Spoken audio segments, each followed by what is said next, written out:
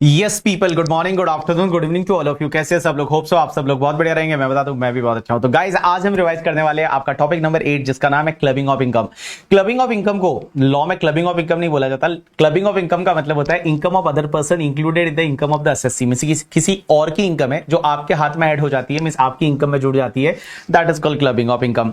तो कौन कौन सी इनकम क्लब होती है? तो सबसे पहली एक सेक्शन होती है that is the section 64 subsection 1A, that is income of minor child. अगर कोई माइनर चाइल्ड का इनकम है तो वो इनकम माइनर चाइल्ड के हाथ में टैक्सेबल नहीं होगा, उसके पेरेंट्स के हाथ में टैक्सेबल होगा, या तो मदर के हाथ में या फादर के हाथ में जिसकी इनकम ज्यादा है। अगर मम्मी की ज्यादा है, मम्मी के हाथ में, पापा की ज्यादा है तो पापा के इनकम के हाथ में ऐड हो जाएगा। तो जैसे मेरा छोटा सा बेटा है और छोटा सा बेटा 7 साल का बेटा है, उसकी जो भी इनकम रहेगी वो किसके हाथ में क्लब हो जाएगी? मेरे हाथ में या मेरी वाइफ के हाथ में जिसकी इनकम ज्यादा है। लेकिन गाइज इसमें एक चीज ध्यान रखना, अगर किसी पेरेंट्स के हाथ में एक बार क्लब हो गई ना तो हर साल उसी पेरेंट्स के हाथ में क्लब होगी, फिर वो दूसरे वाले पेरेंट के हाथ में क्लब नहीं होगी, भले वो दूसरे वाले पेरेंट की इनकम ज्यादा है। जैसे फॉर एन एग्जांपल मेरा छोटा सा बेटा है, उसकी इनकम मेरे हाथ में क्लब हो गई क्योंकि मेरी इनकम ज्यादा थी, तो अब नेक्स्ट ईयर भी मेरे हाथ में ही क्लब होगी, उसके नेक्स्ट ईयर भी मेरे हाथ में ही क्लब होगी। भले मेरी वाइफ की इनकम ज्यादा है तो भी वो इनकम मेरे हाथ में ही क्लब होगी। लेकिन अगर इनकम टैक्स ऑफिसर इसको चेंज करना चाहता है तो चेंज कर सकता है। अब आप मुझे बोलोगे सर माइनर चाइल्ड का मतलब क्या? तो माइनर चाइल्ड मतलब ऑब्वियसली जो 18 से कम की एज का रहेगा, that is called minor child. अब यहां पे एक और चीज समझना कि सर माइनर चाइल्ड की ऑल इनकम है वो पेरेंट्स के हाथ में क्लब होती है। सर वो माइनर मैरिड डॉटर है तो भी क्लब होगा? Answer is yes.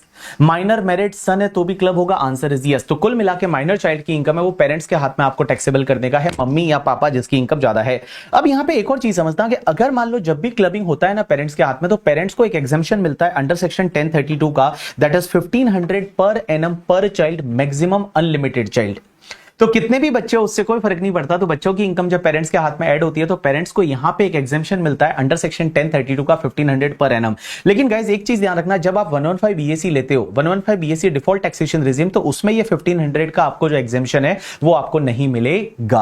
अब एक और चीज समझना, माइनर चाइल्ड के केस में 3 तरह की इनकम ऐसी होती है जो पेरेंट्स के हाथ में क्लब नहीं होगी, वो माइनर चाइल्ड के हाथ में, खुद के हाथ में टैक्सेबल हो जाएगी। सर कौन कौन सी 3 तरह की? सबसे पहला, अगर मान लो माइनर चाइल्ड है वो मैनुअल वर्क से इनकम कमाता है। मैनुअल वर्क का मतलब होता है कोई बच्चा है, मान लो रेलवे स्टेशन पे जाता है और वहां पे चाय बेचता है, वहां पे मैनुअल वर्क करता है और उससे जो इनकम कमाता है वो पेरेंट्स के हाथ में क्लब नहीं होगी, वो उस बच्चे के हाथ में ही टैक्सेबल हो जाएगी।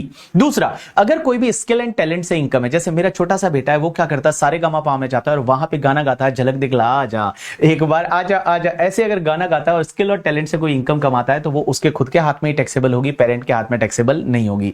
अब एक और चीज समझना, अगर माइनर चाइल्ड है वो कोई डिसेबल है, miss suffering from the disability, जो एटीयू में दे रखा है, वो डिसेबिलिटी से सफर कर रहा है, तो उस पर्टिकुलर केस में जो उसकी इनकम है वो उसके खुद के हाथ में ही जाएगी, पेरेंट्स के हाथ में क्लब नहीं होगी। ये लास्ट वाला पॉइंट इसलिए डाला क्योंकि गवर्नमेंट ये चाहती है कि पेरेंट्स क्या करे, बच्चे के नाम पे इन्वेस्टमेंट वगैरह करे। अगर वो डिसेबल है तो उसके नाम पे इन्वेस्टमेंट करे जिससे कि उसको इनकम आए, तो वो इनकम उसी के हाथ में टैक्सेबल हो और बेसिक एग्जाम्पशन का वगैरह बेनिफिट मिल पाए, और 7 लाख तक की इनकम पे ऐसे भी टैक्स नहीं लगता तो उसको बेनिफिट मिल पाए। ऐसा गवर्नमेंट का यहां पे औचित्य है करके, ठीक है। चलिए अब एक और चीज समझते हैं, जैसे माइनर चाइल्ड ने अगर कोई भी स्किल एंड टैलेंट से इनकम कमाई या मैनुअल वर्क से इनकम कमाई तो वो इनकम उस माइनर चाइल्ड के हाथ में ही टैक्सेबल होगी।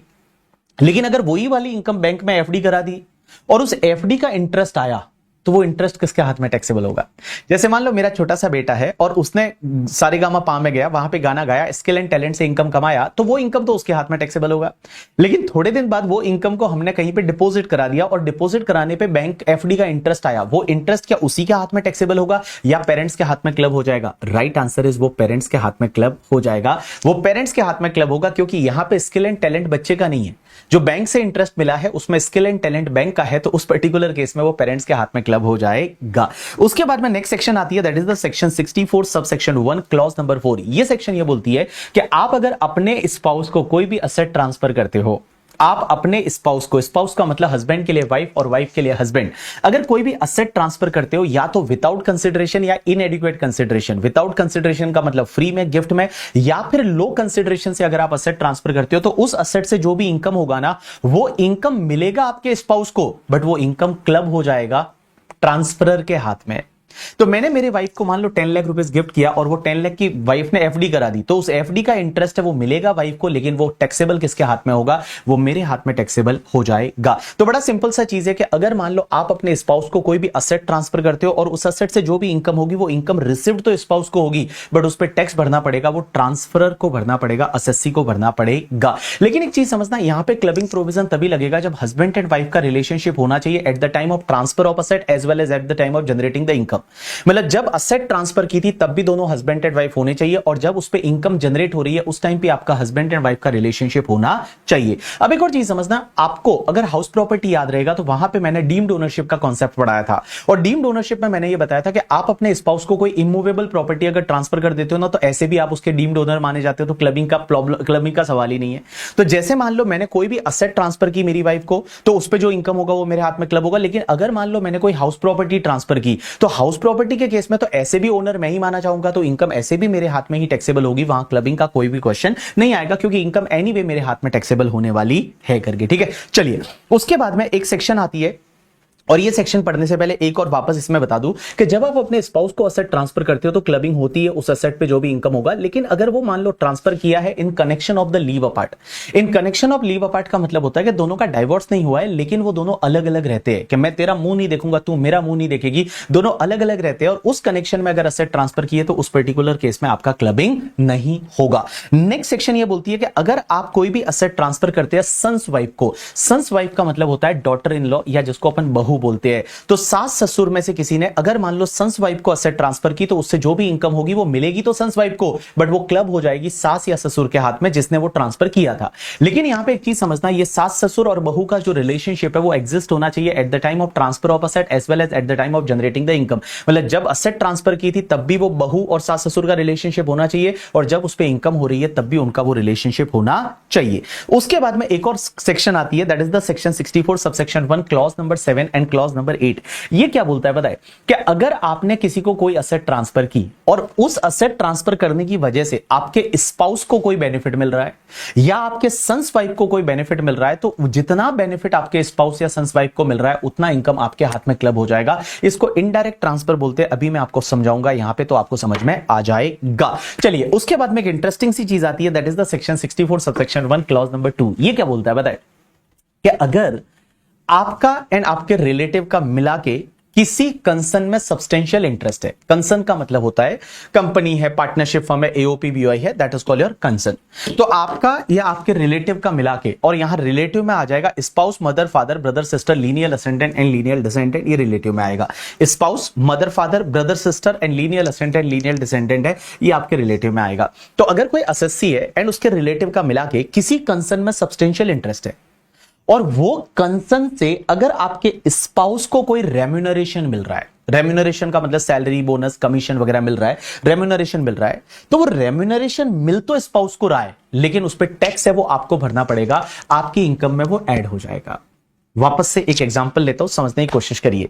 जैसे मैं बीबी सर और मेरा बीबी वर्चुअल्स प्राइवेट लिमिटेड जो हमारी कंपनी है, उसमें मेरा जो है वो सब्सटेंशियल इंटरेस्ट है, क्योंकि मेरे पास 20% और मोर का इक्विटी शेयर होल्डिंग है बीबी वर्चुअल्स प्राइवेट लिमिटेड का। तो बीबी वर्चुअल्स प्राइवेट लिमिटेड में मेरा सब्सटेंशियल इंटरेस्ट हुआ मेरे रिलेटिव का मिला के। अब अगर बीबी वर्चुअल्स प्राइवेट लिमिटेड से मेरी वाइफ को कोई रेम्यूनरेशन मिलेगा, तो वो रेम्यूनरेशन मिलेगा तो मेरी वाइफ को, लेकिन वो टैक्सेबल मेरे हाथ में हो जाएगा।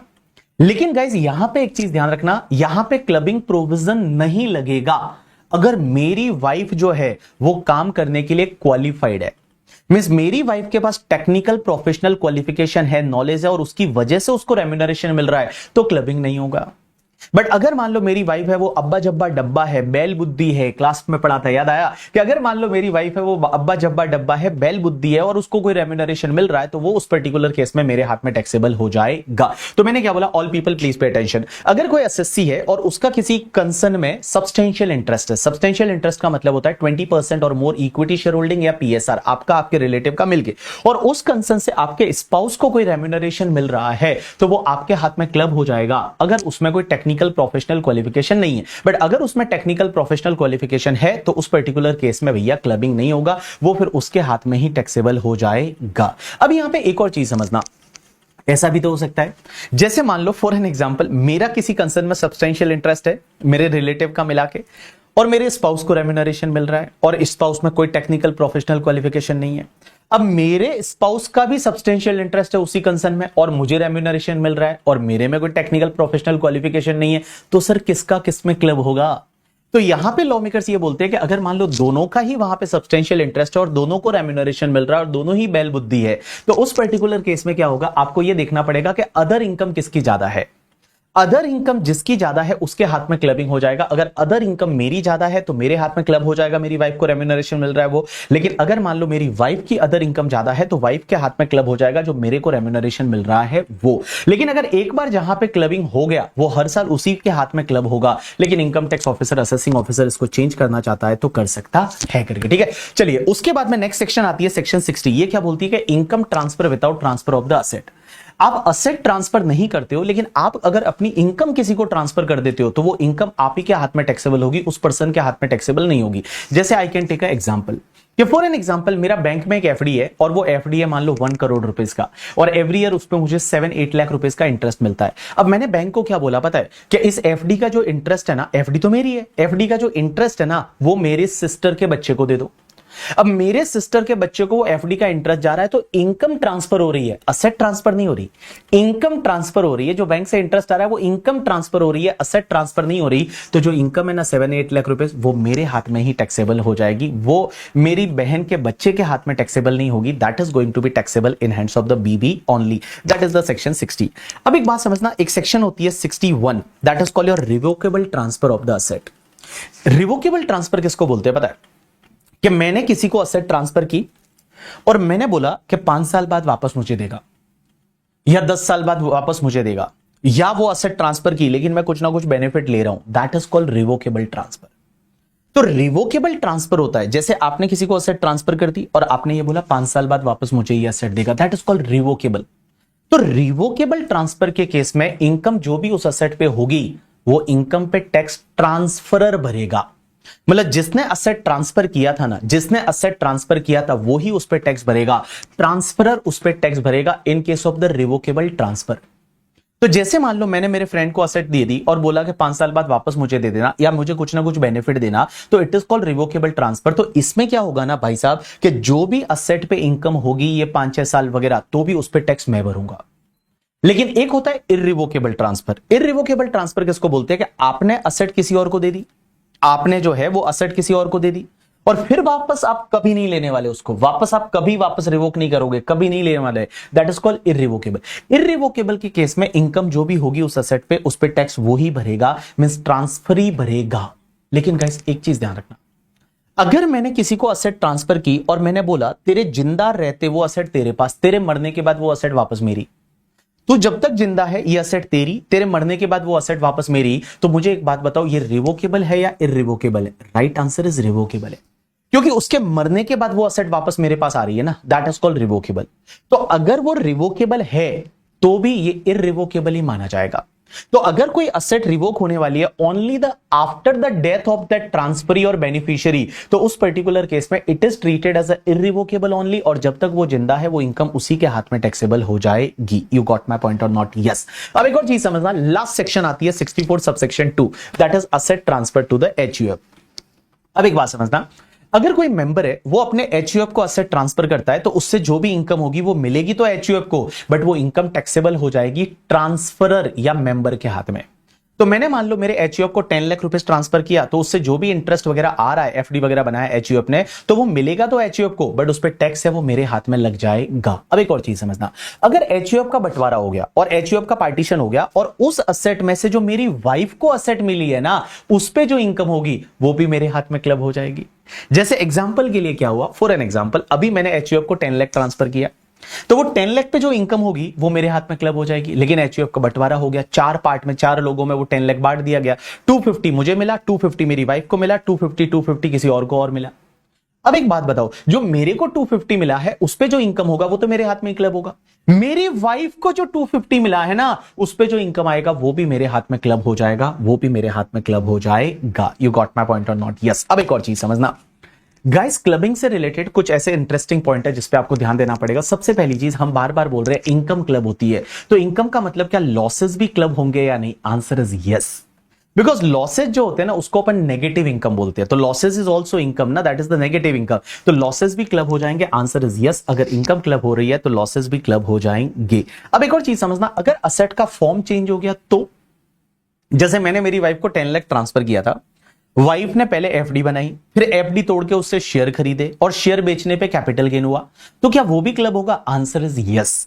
अगर असेट का फॉर्म चेंज हो गया उससे कोई फर्क नहीं पड़ता भाई, भले उसका फॉर्म चेंज हुआ, अगर उससे कोई इनकम होती है तो वो भी क्लब हो जाएगी। यू गॉट माय पॉइंट और नॉट? यस। अब एक और चीज समझना, अगर क्लबिंग तभी होता है ना, जैसे आप स्पाउस के केस में वगैरह, क्लबिंग तभी होता है जब आप उसको असेट ट्रांसफर करते हो विदाउट कंसिडरेशन या इनएडिक्वेट कंसिडरेशन।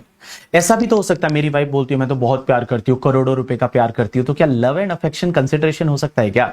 तो गाइज इसमें एक सुप्रीम कोर्ट का पुराना जजमेंट है जिसमें कोर्ट ने बोला था कि love and affection may be the consideration but it is not a adequate consideration.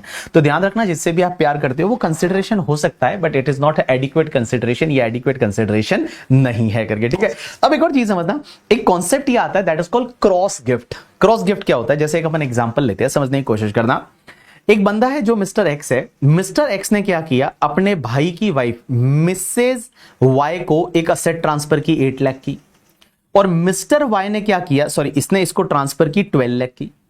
Mister x ने मिसेज वाई को 12 लाख की असेट ट्रांसफर की, और मिस्टर वाई ने मिसेज एक्स को 8 लाख की असेट ट्रांसफर की। ऐसा हो सकता है, this is called cross transfer. क्योंकि आपको पता है कि आप अपने स्पाउस को असेट ट्रांसफर करोगे तो क्लबिंग हो जाएगा। तो ये लोग क्या करते हैं, किसी और के स्पाउस को ट्रांसफर करते हैं और उसने इसके स्पाउस को ट्रांसफर किया, ऐसा होता है, this is called cross gift. एक चीज ध्यान रखना, क्रॉस गिफ्ट के केस में क्लबिंग होगा, लेकिन क्लबिंग क्या करना है, कैसे करना है, ध्यान रखना कि जब भी क्रॉस गिफ्ट होता है ना तो इसमें से आपको लोअर वाला अमाउंट पकड़ना है। कि जैसे ये 12 लाख है और इधर 8 लाख है, तो लोअर या मैचिंग अमाउंट कौन सा है, 8 लाख है। तो आप एक काम करो, इन दोनों को 8 लाख के ऊपर जितना इनकम होगा उतना उनके हस्बैंड के हाथ में क्लब हो जाएगा। तो जैसे एक बात बताओ, यहां मिस्टर वाई ने इसको 8 लाख ट्रांसफर किया था, मैचिंग अमाउंट इज 8 लाख, तो 8 लाख पे इंटरेस्ट कितना आया, 48,000 आया, तो पूरा 48,000 मिस्टर एक्स के हाथ में क्लब हो गया। अब एक बात बताओ, यहां पे इसने ट्रांसफर तो 12 लाख किया था, 12 लाख पे इनकम हुआ है 72,000, तो क्या पूरा 72,000 क्लब होगा? नहीं, 8 लाख के प्रोपोर्शनेट इनकम कितना हुआ, 48,000, तो 48,000 है वो क्लब हो जाएगा। This is called your cross gift. तो क्रॉस गिफ्ट क्या होता है कि अगर मान लो ऐसा कोई भी ट्रांजेक्शन होता है जिसमें आप किसी और को, उसकी वाइफ को गिफ्ट कर रहे हो और उसने आपकी वाइफ को गिफ्ट कर दिया, तो उसमें आपको क्या करना है, दोनों में से जो मैचिंग अमाउंट रहेगा, मैचिंग अमाउंट का मतलब लोअर अमाउंट पे दोनों को जितना इनकम होगा उतना उनके हस्बैंड्स के हाथ में क्लब करने का है करके, ठीक है। चलिए अब एक और चीज समझना गाइस, बहुत बार ऐसा होता है कि आप अपने स्पाउस को या अपने सन्स वाइफ को कोई भी गिफ्ट किया, कोई भी पैसा दिया या असेट दी और उसने उसके बिजनेस में लगा ली, तो बिजनेस का प्रॉफिट क्लब होगा, सीधी सी बात है, पीजीबीपी का इनकम क्लब होगा। लेकिन इसमें एक चीज ध्यान रखना, पीजीबीपी का इनकम क्लब तभी होगा जब आपने पैसा दिया है वो उसके ओपनिंग कैपिटल में जुड़ा हुआ है, ओपनिंग कैपिटल में जुड़ा हुआ है। जैसे फॉर एन एग्जांपल, मेरी वाइफ है वो पहले से बिजनेस कर रही है, अगरबत्ती का बिजनेस करती है, अगरबत्ती बनाने बेचने का, एग्जांपल के लिए। अब मेरी वाइफ पहले से अगरबत्ती का बिजनेस करती है और मैंने क्या किया, मेरी वाइफ को मान लो 10 अप्रैल 2024 को कोई पैसा गिफ्ट किया और उसने उसके बिजनेस में लगाया, तो ये प्रीवियस ईयर 24-25 होगा, तो प्रीवियस ईयर 24-25 की इनकम मेरे हाथ में क्लब नहीं होगी, क्योंकि मैंने 10 अप्रैल 2024 को किया और इस साल का ओपनिंग कैपिटल है वो 1 अप्रैल 2024 आएगा। इस साल का जो आपका ओपनिंग कैपिटल है वो 1 अप्रैल 2024 को आएगा, तो 1 अप्रैल 2024 को जो आपका ओपनिंग कैपिटल आएगा, 1 अप्रैल 2024 को ओपनिंग कैपिटल आएगा, तो ओपनिंग कैपिटल में मेरा जो गिफ्टेड अमाउंट है वो जुड़ा हुआ नहीं है ना, तो यहां पे इस साल की जो इनकम होगी वो मेरे वाइफ के हाथ में ही टैक्सेबल होगी, मेरे हाथ में क्लब नहीं होगी। लेकिन अगले साल की जो कैपिटल होगी वो 1 अप्रैल 2025, उस डेट को मैंने जो गिफ्ट किया हुआ पैसा है वो इंक्लूड हो गया इसमें, आंसर इज यस। तो अगले साल जो प्रॉफिट होगा पीजीबीपी का वो प्रोपोर्शनेट मेरे हाथ में क्लब हो जाएगा। कितना क्लब होगा कि जो भी बिजनेस का इनकम होगा मल्टीप्लाई बाय गिफ्टेड मनी कितना है और डिवाइड बाय ओपनिंग कैपिटल कितना है, तो मल्टीप्लाई बाय गिफ्टेड मनी और डिवाइड बाय ओपनिंग कैपिटल कितना है वो आप डिवाइड कर लो, तो जितना प्रोपोर्शनेट आएगा वो प्रोपोर्शनेट मेरे हाथ में क्लब हो जाएगा।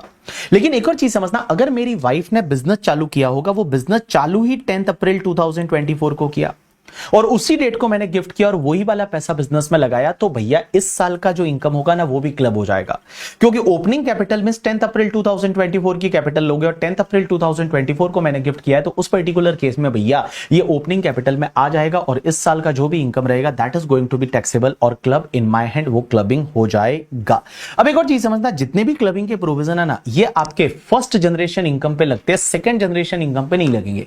सेकंड जनरेशन इनकम का मतलब क्या होता है, एक एग्जांपल लेता हूं, समझने की कोशिश करना। मैंने मेरी वाइफ को 10 लाख रुपीस का गिफ्ट किया, वाइफ ने 10 लाख का एफडी करा दिया और 10 लाख की एफडी पे उसको 1 लाख का इंटरेस्ट आया, तो 1 लाख का इंटरेस्ट आया वो मेरे हाथ में क्लब हो जाएगा। अब एक बात समझना, उस 10 लाख प्लस 1 लाख टोटल 11 लाख की एफडी करा दी अगले साल। अब 11 लाख की एफडी पे इंटरेस्ट आया 1,10,000, तो अगले साल मेरे हाथ में कितना क्लब होगा? सिर्फ 1 लाख की क्लब होगा, जो मैंने गिफ्ट किया हुआ उससे जो इनकम आया वही क्लब होगा, या उस इनकम पे इनकम आया वो भी क्लब हो जाएगा? राइट आंसर इज आपने जो गिफ्ट किया था उस पे जो भी इनकम आएगा वो ही क्लब होगा। उसकी इनकम पे वापस इनकम हुई, जो सेकंड जनरेशन इनकम हुई, वो क्लबिंग नहीं होती है, उसको अपन क्लब नहीं करेंगे। यू गॉट माई पॉइंट और not? You understood my point और नॉट? यस सर, हमको समझा। तो देखो, आपने कोई एसेट गिफ्ट की, उससे जो इनकम आई वो इनकम क्लब कर लो, बट उस इनकम पे वापस इनकम आई वो क्लबिंग नहीं होता है। अब एक और चीज बता दूं, इस टॉपिक में जो आपको ध्यान देना है वो ध्यान इतना देना है कि क्लबिंग कहां कहां होता है ये आपको याद रखना है। एक तो माइनर चाइल्ड की तो जो भी इनकम होती है वो पेरेंट्स के हाथ में क्लब कर दो, एक्सेप्ट दिस 3 इनकम। और उसके बाद ध्यान रखना, हर जगह क्लबिंग नहीं होता है। आपने अपने स्पाउस को असेट ट्रांसफर किया तो क्लबिंग होगा, सन्स वाइफ को असेट ट्रांसफर किया तो क्लबिंग होगा करके, ठीक है। या किसी और को ट्रांसफर किया बट वो स्पाउस या सन्स वाइफ के बेनिफिट के लिए था तो क्लब होगा। या फिर ये अब्बा जब्बा डब्बा वाला करके, बैल बुद्धि वाला करके, ठीक है, वो वाला जो है तो क्लबिंग हो जाएगा करके, ठीक है। उसके बाद में आपका जो भी रिवोकेबल ट्रांसफर है तो क्लबिंग होगा, एंड एचयूएफ को असेट ट्रांसफर किया और उससे जो इनकम होगा वो क्लबिंग होगा। इसको छोड़ के और कोई क्लबिंग नहीं होता। जैसे मैंने मेरे भाई को असेट ट्रांसफर की, क्या क्लबिंग होगा? आंसर इज नो, वहां पे क्लबिंग नहीं होगा। मैंने मेरे सिस्टर को असेट ट्रांसफर की, क्लबिंग होगा? नहीं होगा। मैंने मेरी मम्मी को असेट ट्रांसफर की, क्लब होगा? नहीं होगा। मैंने मेरे पापा को असेट ट्रांसफर की, क्लब होगा? नहीं होगा। तो क्लबिंग कहां पे होगा ये ध्यान रखना है। आपने यहां पे गिफ्ट दिया वगैरह है तो ही क्लबिंग होगा, और कहीं पे क्लबिंग नहीं होता है। Done, this is the completion of your topic clubbing of income. Hope so आपको समझ में आया होगा गाइस। छोटा सा टॉपिक है। अब आप एक काम करेंगे, इसके जितने भी क्वेश्चन है वो आप क्वेश्चन करेंगे। एक और चीज समझना गाइस, जैसे अगर विनिंग का इनकम है, विनिंग का मतलब होता है लॉटरी का इनकम, तो लॉटरी का इनकम जब क्लब होता है, जैसे बच्चे की लॉटरी लग गई, तो बच्चे की लॉटरी लग गई, वो पेरेंट्स के हाथ में क्लब हो रहा है, तो वहां पे क्या ये 1032 का 1500 का एग्जेम्पशन मिलेगा या नहीं मिलेगा? नहीं मिलेगा, क्योंकि आपको पता रहेगा लॉटरी का जो इनकम होता है ना, विनिंग का इनकम होता है, वो कैजुअल इनकम माना जाता है और उस पर फ्लैट 30% की रेट से टैक्स लगता है, और 30% की रेट से टैक्स लगता है और उसके सामने कोई भी एग्जेम्पशन, डिडक्शन, कोई भी बेनिफिट्स वगैरह आपको नहीं मिलता। तो उस पर्टिकुलर केस में जो 30% क्या बोलते हैं 30% से जब टैक्स लग रहा है तो ये 1500 का एग्जेम्पशन है वो आपको नहीं मिलेगा। चलिए गाइज, अगर अपन क्लबिंग के क्वेश्चन की बात करते हैं तो चलो अपन कुछ क्वेश्चंस आपके साथ में रिवाइज कर लेते हैं, आपको मजा आ जाएगा। तो सबसे पहले क्वेश्चन नंबर 6 है, हो सकता है आपकी बुक में, क्लास की बुक में इसका क्वेश्चन का सीक्वेंसिंग थोड़ा अलग हो सकता है। तो चलिए क्वेश्चन नंबर 6 क्या बोलता है, a proprietary business was started by Shrimati Rani in the year 2023 में रानी ने एक बिजनेस चालू किया था। On the 1/4/2024 her capital in the business was 3 lakh, उसका कैपिटल जो था वो 1/4/2024 का ओपनिंग कैपिटल है वो 3 लाख था। Her husband gifted 2 lakh on the 10th of April 2024 to her and such sum is invested by the Rani in her business on the same date. अब एक बात बताइए, यहाँ पे 10 अप्रैल 2024 को उसके हस्बैंड ने गिफ्ट किया और उसी डेट को वो वाला पैसा कहां पे इन्वेस्ट हो गया? बिजनेस में इन्वेस्ट हो गया। अब एक बात बताओ, आपको मैंने ये बोला था कि कभी भी हस्बैंड ने वाइफ को गिफ्ट किया और उस पर्टिकुलर केस में वाइफ ने हस्बैंड को गिफ्ट किया और वो पैसा अगर बिजनेस में लगता है तो बिजनेस का प्रॉफिट है वो क्लब होगा। लेकिन क्लब तभी होगा जब वो पैसा ओपनिंग कैपिटल में जुड़ा हुआ है। ओपनिंग कैपिटल का मतलब क्या होता है? जो first day of the previous year का कैपिटल होता है, जो कि 1/4/2024 का कैपिटल है। तो 1/4/2024 का कैपिटल तो 3 लाख है ना। तो गाइस एक बात बताऊं मैं आपको, यहां पे प्रीवियस ईयर 24-25 का जो प्रॉफिट होगा वो क्लब नहीं होगा, क्योंकि ये जो पैसा बिजनेस में इन्वेस्ट हुआ है वो 10 अप्रैल 2024 को हुआ है, तो ये ओपनिंग कैपिटल में नहीं जुड़ा हुआ। लेकिन गाइस एक बात बताऊं, अगर बिजनेस ही अगर 10 अप्रैल 2024 को स्टार्ट हुआ होता तो ओपनिंग कैपिटल में आ जाता ना, तो इस साल क्लबिंग हो जाता। बट अदरवाइज यहाँ 24-25 का प्रॉफिट है वो बेसिकली यहां पे क्लब नहीं होगा करके, ठीक है, हस्बैंड के हाथ में। आगे देखिए क्या दे रखा है, श्रीमती रानी earned the profit from her proprietary business for the financial year 24-25 is 1,50,000। तो गाइस 1,50,000 का प्रॉफिट है, वो फाइनेंशियल ईयर 24-25 का है, तो 24-25 का प्रॉफिट है वो उसके हस्बैंड के हाथ में क्लब नहीं होगा क्योंकि ओपनिंग कैपिटल में नहीं जुड़ा हुआ।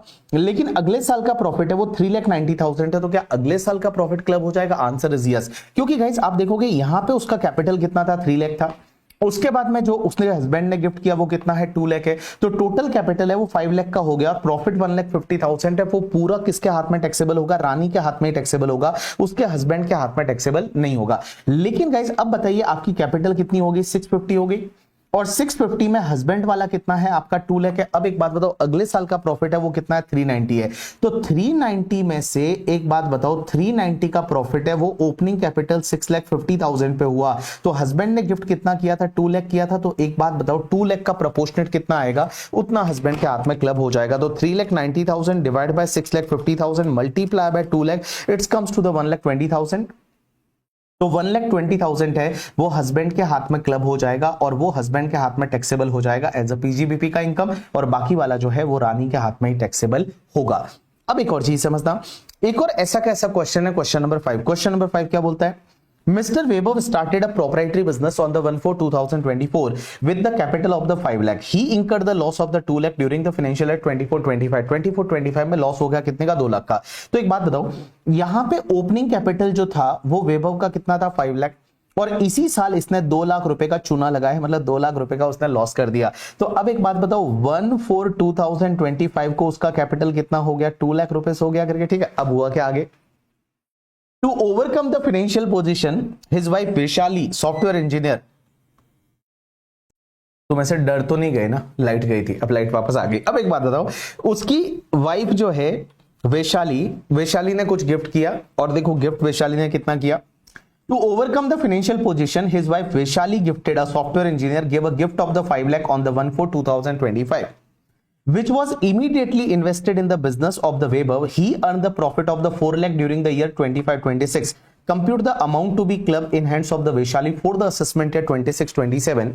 तो गाइस एक बात बताओ, यहां पे वैशाली ने गिफ्ट कब दिया है? वैशाली ने गिफ्ट दिया है 1/4/2025 को। तो 1/4/2025 को गिफ्ट दिया तो ओपनिंग कैपिटल में आ गया ना, तो भैया आपके ओपनिंग कैपिटल में आ गया। और जब ओपनिंग कैपिटल में आ गया तो आप यहां पे क्या करोगे? आपकी ओपनिंग कैपिटल 5 लाख रुपए और वो गिफ्टेड वाला अमाउंट आ जाएगा। तो टोटल आपकी ओपनिंग कैपिटल कितनी हो गई? 8 लाख रुपए है वो आपकी ओपनिंग कैपिटल हो गई।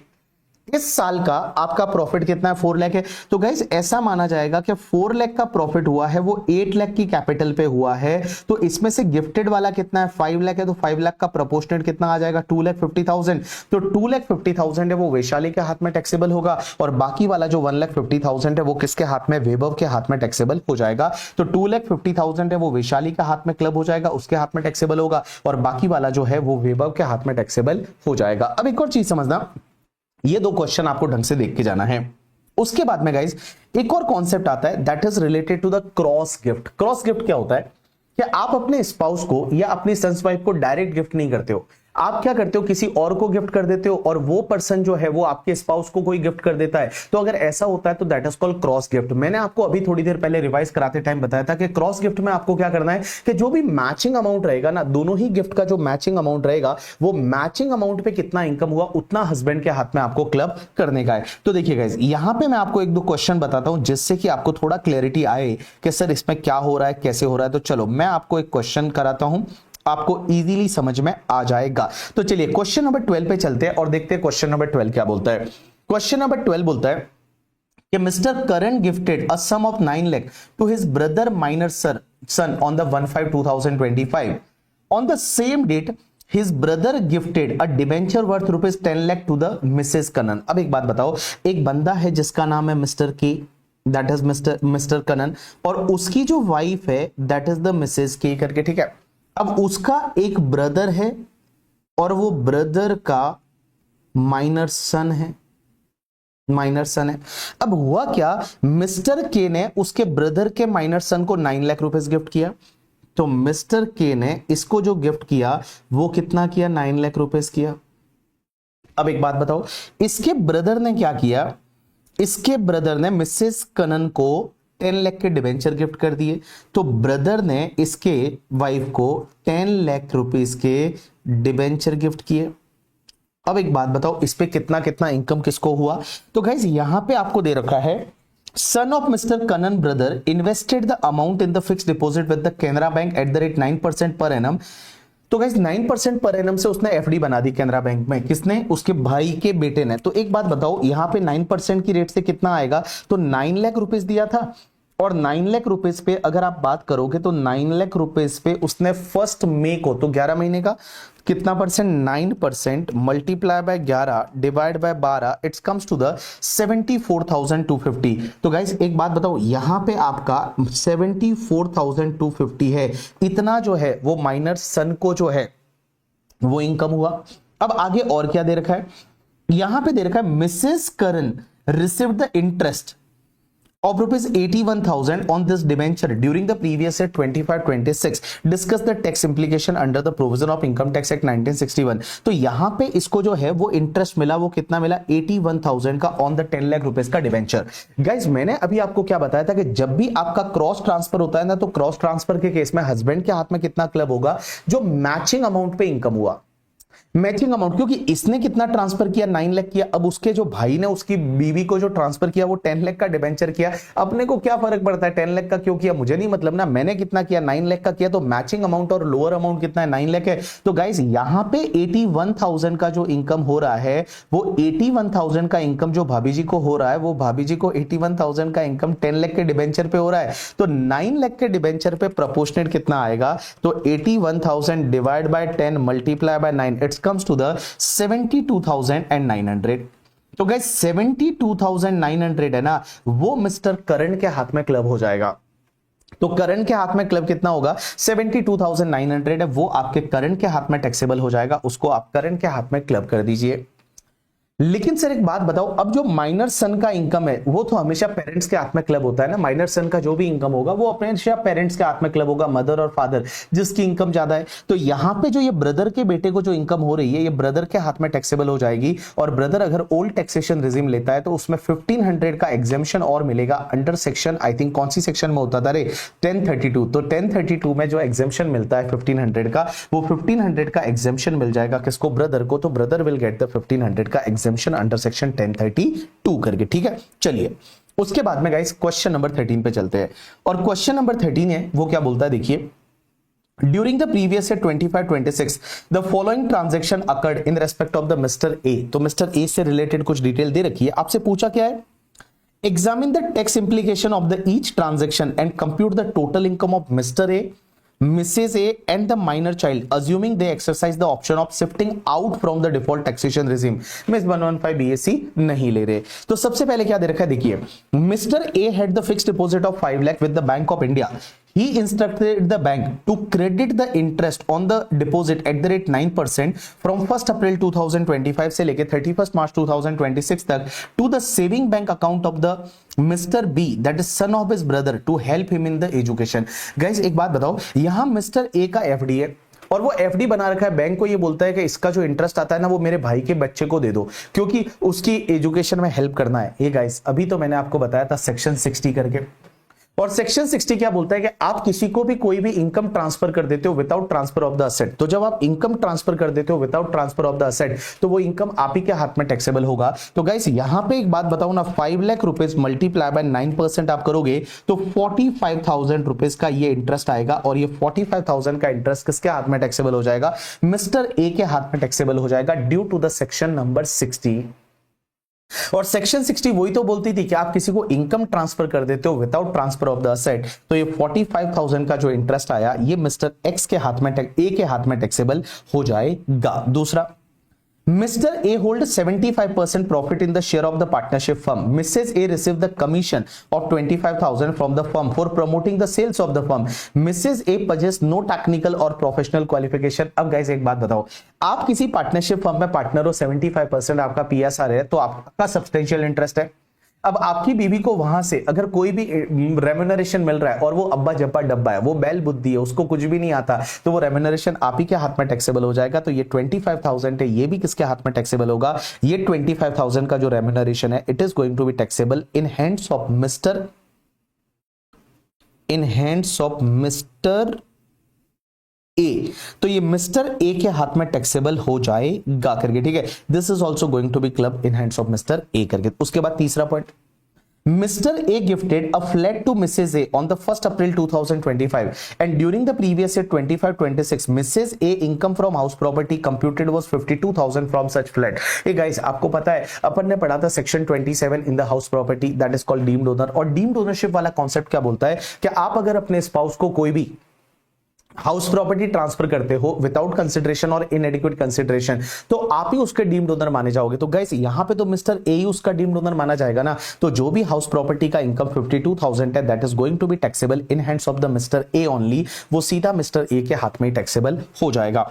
उसके बाद Mr A gifted 2 lakh to his minor son who invested the same in the business and he derived the income of 20,000 from the investment. ए गाइस एक बात बताओ, अगर आपने अपने बेटे को कोई गिफ्ट कर दिया और बेटे ने क्या किया कि उसको कहीं इन्वेस्ट किया, इन्वेस्टमेंट से कुछ पैसा मिला, यहां पे कोई स्किल एंड टैलेंट नहीं है। अगर आपको स्किल एंड टैलेंट से कुछ पैसा मिलता है तो वो बच्चे के हाथ में क्लब हो जाएगा, टैक्सेबल होगा, अदरवाइज वो पेरेंट्स के हाथ में टैक्सेबल होगा। तो यहां पे मिस्टर ए या मिसेस ए की जिसकी इनकम ज्यादा है उसके हाथ में ये 20,000 है वो टैक्सेबल होगा। लेकिन जब ओल्ड टैक्सेशन रिजिम में है तो यहां पे आपको 1500 का स्टैंडर्ड डिडक्शन भी मिल जाएगा, नॉट स्टैंडर्ड डिडक्शन, 1500 का डिडक्शन अंडर सेक्शन एग्जेम्पशन होती है, अंडर सेक्शन 1032 तो वो मिल जाएगा। तो अगर ए के हाथ में टैक्सेबल होगा तो ए के हाथ में, और अगर मिसेज ए के हाथ में होगा तो मिसेज ए के हाथ में। देखो बच्चे की इनकम क्लब करने से पहले किसकी इनकम ज्यादा है उसके हाथ में आप 18,500 ऐड कर दोगे। Next part, Mr. A's minor son derived the income of 20,000 through the business activity involving the skill and talent। तो ये स्किल एंड टैलेंट वाला इनकम है, ये तो बच्चे के हाथ में ही टैक्सेबल होगा, तो जो बच्चा है उसके हाथ में ये टैक्सेबल हो जाएगा 20,000। Done. During the year mister A got a monthly pension of 10,000, तो इसको मंथली पेंशन 10,000 मिल रहा है, तो भाई साहब ये 10,000 कहां टैक्सेबल होगा, सैलरी हेड में। He had no other income, Mrs A received the salary of 20,000 per month from the part time job. तो यहां पे मिसेज ए को 20,000 मिल रहा है पार्ट टाइम जॉब से, तो ये कहां टैक्सेबल होगा, ये भी सैलरी हेड में टैक्सेबल हो जाएगा। तो ये दोनों सैलरी हेड में टैक्सेबल होगा, और जब ओल्ड टैक्सेशन रिजिम में जा रहे हैं तो 50,000 का आपको स्टैंडर्ड डिडक्शन मिल जाएगा। Done. So this is the question number 13। अब गाइस मैं आपको एक और क्वेश्चन कराऊंगा, लेकिन आप बोलोगे, जो हमारे क्लास वाले बच्चे हैं वो बोलेंगे सर हमको तो ये क्वेश्चन दिया ही नहीं, आपके लिए टेस्ट पेपर में दिया है। ठीक है, मैंने आपके लिए जो 7 टेस्ट पेपर बना के दिए हैं जो आपको सॉल्व करके और अपने अपलोड करने हैं, हम चेक करके देंगे, तो उसमें मैंने ये क्वेश्चन दे रखा है। तो अगर आप टेस्ट पेपर देना चाहते हो तो सीधा आप टेस्ट पेपर दे दो करके, ठीक है, ये क्वेश्चन का एक्सप्लेनेशन बाद में देख लेना, बट अगर नहीं तो कोई बात नहीं, आप ये क्वेश्चन का एक्सप्लेनेशन पहले देख लो। तो देखिए, मिस्टर सूरज 39 इयर्स का है, उसकी वाइफ है मेगा 35 इयर्स की, 4 साल का गैप है। इनका माइनर सन है 12 इयर्स का माइनर सन है। प्रोवाइड द, जिसका नाम है देव करके, ठीक है, provide the following detail of their income losses for the previous year 25-26। अब आपसे पूछा क्या, पहले वो देख लेते हैं। ठीक है, तो आपसे पूछा है compute total income of Suraj, Megha and Dev for the assessment year 26-27 assuming that Suraj has decided to pay tax under the default taxation regime provided under section 115 BAC। तो सूरज नया टैक्सेशन रिजिम ले रहा है, whereas the Megha and Dev have opted out of the default taxation regime. जो मेगा और देव है वो old taxation regime में जा रहे हैं। Briefly explain the reason for the treatment of the each item. हर आइटम का रीजन आपको बताना है कि इसका क्यों कर रहे हैं, क्या कर रहे हैं, एक्सप्लेनेशन भी आपको देनी है। सूरज नए टैक्सेशन रिजिम में और मेगा और देव जो है वो ओल्ड टैक्सेशन रिजिम में जा रहे हैं। देखो सूरज की कौन सी इनकम है, सूरज salary received as a partner from the partnership firm 6,15,000 and guys he is a working partner in the firm and salary is as per the limit prescribed under section 40B। अब guys एक बात बताओ, यहां पे इसको जो salary मिल रहा है वो सैलरी कहां से मिल रहा है, पार्टनरशिप फर्म से मिल रहा है, 6,15,000 का सैलरी है। अब ये सैलरी मिल रहा है पार्टनरशिप फर्म से और ये पार्टनर है, और जो सैलरी दिया गया है वो लिमिट में है, 40B का जो लिमिट होता है उस लिमिट में है। एक गाइस एक बात बताओ, पार्टनर को पार्टनरशिप फर्म से कोई भी सैलरी मिलता है वो कहां टैक्सेबल होता है, अंडर द हेड PGBP। तो गाइस ये PGBP हेड में टैक्सेबल हो जाएगा। और एक बात बताऊं, जितना पार्टनरशिप फर्म को अलाउ होता है उतना ही टैक्सेबल होता है, तो या तो पूरा पार्टनरशिप फर्म को अलाउ हो गया तो पूरा ही इसके हाथ में टैक्सेबल हो जाएगा। दूसरा, इसको दे रखा है कि इनकम फ्रॉम हाउस प्रॉपर्टी और हाउस प्रॉपर्टी से लॉसेस दे रखे हैं। Brought forward loss from the house A let out 96,000 का ब्रॉड फॉरवर्ड लॉस है पुराने सालों का। एक बात बताओ, पुराने सालों का हाउस प्रॉपर्टी का लॉस होता है वो तो सिर्फ आप हाउस प्रॉपर्टी की इनकम के सामने सेट ऑफ कर सकते हो, और यहां पे हाउस प्रॉपर्टी की इनकम नहीं है तो आप सेट ऑफ नहीं कर सकते, आपको उसको और कैरी फॉरवर्ड करना पड़ेगा आगे। लेकिन guys current year losses of the house property be let out property है 2,30,000। अब एक बात बताओ, करंट ईयर का जो लॉस है, हाउस प्रॉपर्टी हेड का लॉस किसी और हेड से सेट ऑफ हो सकता है कितना, अप टू 2 लाख, बट बेटा वो तो ओल्ड टैक्सेशन रिजिम में होता है। न्यू टैक्सेशन रिजिम में आप किसी भी हेड से सेट ऑफ नहीं कर सकते, तो हाउस प्रॉपर्टी हेड में अगर वो लेट आउट प्रॉपर्टी या फिर आपका deem to be let out property का लॉस है तो वो किसी और हेड से सेट ऑफ नहीं होता है, वो अल्टीमेटली आपको क्या करना पड़ेगा, कैरी फॉरवर्ड करना पड़ेगा। तो इसका भी कुछ भी नहीं होगा, it is also going to be ignore. उसके बाद interest received on the enhance compensation 2 lakh, आपको लेट कंपनसेशन मिला और उसका इंटरेस्ट मिला है 2 लाख का, and it's relate to the transfer of piece of the land in the financial year 2021 and out of the above 35,000 relate to the previous year 25-26 and balance is related to the preceding previous year। guys पहली चीज तो एक बात बताओ, आपकी property का compulsory acquisition होता है और उसका अगर मान लो लेट कंपनसेशन मिलता है, उस पर इंटरेस्ट मिलता है, then this interest is going to be taxable under income from other sources. And if you remember there is a 50% का स्टैंडर्ड डिडक्शन, 50% का आपको स्टैंडर्ड डिडक्शन मिल जाएगा। तो यहां पे आपका जो है वो 2 लाख रुपीस का इंटरेस्ट है, that is going to be taxable, but 2 lakh पूरा टैक्सेबल नहीं होगा, आपका 1 लाख ही टैक्सेबल होगा। अब एक और चीज ये आती है कि सर इसमें से कुछ तो पुराने सालों का है तो भी क्या अभी टैक्सेबल होता है? Right answer is yes. ये इंटरेस्ट बेसिकली उस ईयर में टैक्सेबल होता है जिस ईयर में आपको ये रिसीव्ड होता है। तो जिस ईयर में आपको ये मिलेगा, जिस ईयर में ये रिसीव होगा, उस ईयर में ये टैक्सेबल हो जाएगा। उसके बाद gift from the grandfather younger sister by the cheque. एक बात बताओ, ग्रैंडफादर की यंगर सिस्टर क्या रिलेटिव में आती है क्या? Answer is no.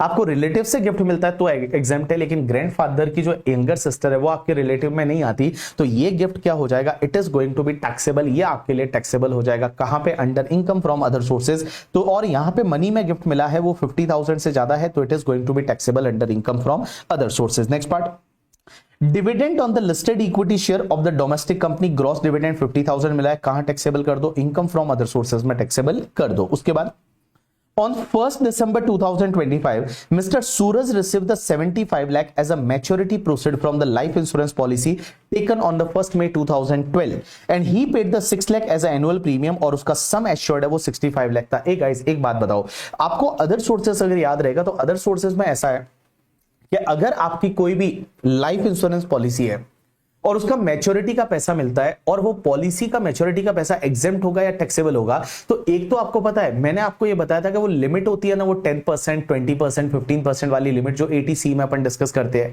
कि पॉलिसी टेकन 14/2012 से पहले ले रखा है तो वहां पे लिमिट क्या होती है? 10% ऑफ पॉलिसी वैल्यू। 14/2000 उससे पहले ले रखा है तो 20% ऑफ पॉलिसी वैल्यू। 14/2012 या उसके बाद में ले रखा है तो आपका 10% ऑफ पॉलिसी वैल्यू, और हैंडीकैप्ड के लिए 14/2013 या उसके बाद में लिया है तो 15% ऑफ पॉलिसी वैल्यू। अगर भैया या फिर अगर कोई पॉलिसी है वो 14/2023 या उसके बाद में लिया और अगर प्रीमियम अगर 5 लाख से ज्यादा है तो मैच्योरिटी आपका क्या हो जाएगा? टैक्सेबल हो जाएगा, अदरवाइज मैच्योरिटी एग्जेम्प्ट होता है। अब गाइस यहां पे पॉलिसी 1 मई 2012 को लिया था, लिमिट क्या लगेगा? 10% वाला। और देखो यहां पे आपका जो सम एश्योर्ड है वो 65 लाख और आपका प्रीमियम कितना है? 6 लाख है। So that is the within the limit of that 10% ना, तो वो within the limit of the 10% है, तो आपका मैच्योरिटी जो भी रहेगा that is going to be exempted, ये आपके लिए एग्जेम्प्ट हो जाएगा। डन, ये टैक्सेबल नहीं है, this is exempt. Next part, Megha. Megha का current year loss from business, business का लॉस है कितना? 8,10,000, बट वो कौन सा बिजनेस है?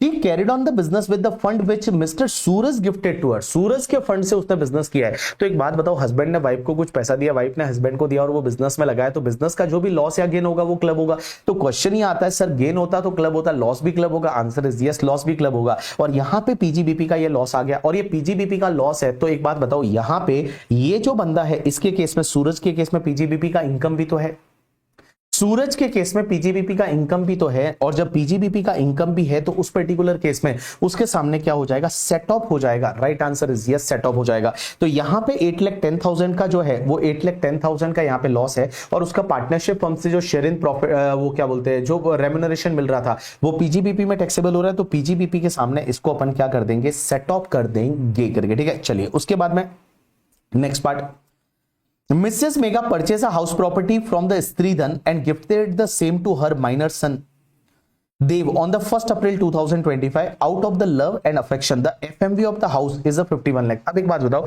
हाउस आप माइनर चाइल्ड को गिफ्ट कर रहे हो तो उसमें कोई टैक्स अदर सोर्सेज में तो माइनर चाइल्ड के हाथ में नहीं लगेगा। लेकिन गाइस अभी तो अपन ने पढ़ा था सेक्शन 27 डीम्ड ओनर की बात करती है, और जब भी आप अपने माइनर चाइल्ड को या अपने स्पाउस को कोई भी हाउस प्रॉपर्टी गिफ्ट करते हो ना, then you will be treated as the deemed owner. तो यहां पे डीम्ड ओनर है वो मेगा ही मानी जाएगी। और गाइस यहां पे मास्टर देव को जो रेंटल इनकम मिल रही है 35,000 पर मंथ का, तो 35,000 पर मंथ मल्टीप्लाई बाय आपका जो 12 मंथ होगा, और फिर उसमें से आप 30% स्टैंडर्ड डिडक्शन ले लोगे और ये इनकम किसके हाथ में टैक्सेबल हो जाएगी? मेगा के हाथ में टैक्सेबल हो जाएगी। So this income is going to be taxable in hands of the Megha. Megha के हाथ में ये हाउस प्रॉपर्टी की इनकम टैक्सेबल हो जाएगी।